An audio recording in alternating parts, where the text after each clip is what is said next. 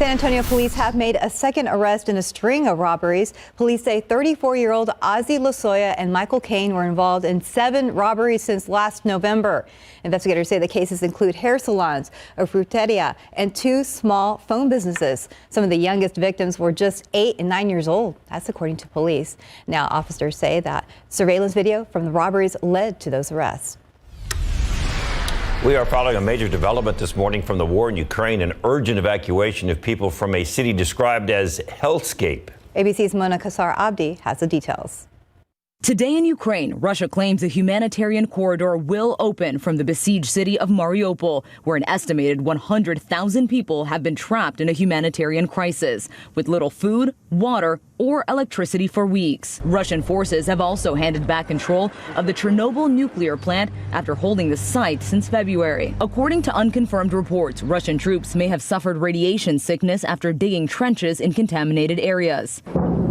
In other areas of Ukraine, intense fighting rages on. Multiple missiles hit the capital of Kyiv Thursday, one striking while ABC's James Longman was on the air. We just heard an enormous explosion here towards the north of where we're standing, and you can see there deep dark smoke rising into the sky. Now, we're not sure what's been hit.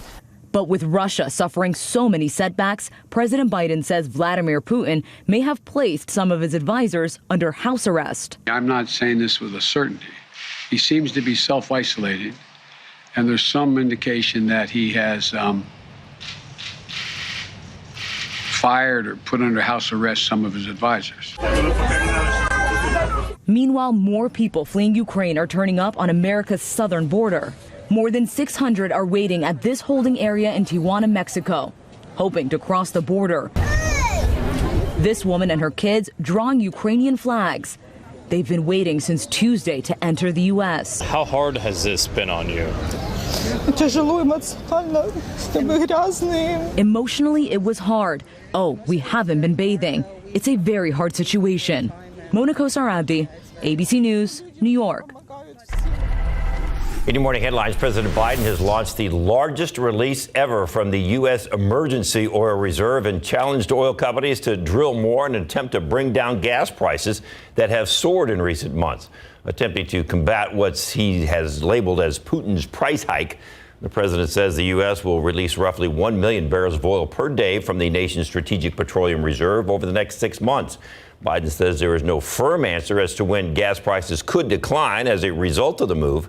However, the president thinks Americans could pay 10 to 35 cents a gallon less at the pump in the weeks ahead. Some lawmakers have blasted Biden's action to tap the reserve without first taking steps to increase American energy production. In Houston, an off-duty Harris County Sheriff's Office deputy has died after he was shot overnight while trying to stop suspects from stealing his catalytic converter during a trip to the grocery store. Now, according to officials, the suspects were outside attempting to steal that deputy's converter when the incident began. The deputy tried to stop them before they exchanged gunfire. Officials say the deputy returned fire but was ultimately struck by a bullet. He was later pronounced dead at the hospital. The entire incident played out in front of the deputy's wife, who remained unharmed during that situation. Those suspects reportedly drove themselves to the hospital and were being treated for gunshot wounds. What is now known as the Boriga fire continues to burn in South Texas. It's prompted fire officials to advise nearby Corpus Christi residents to get ready to leave. The Texas A&M Forest Service says the fire is burning on 46,000 acres. As of this morning, it is about 50% contained.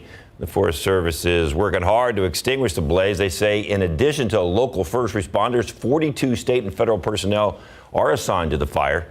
And that includes 36 bulldozers, 16 fire engines, 8 aircraft, including an air attack platform and single engine air tankers. Wind, humidity, and dryness in the area can contribute to fueling that wildfire. And time now, 4:36 and 55 degrees for now.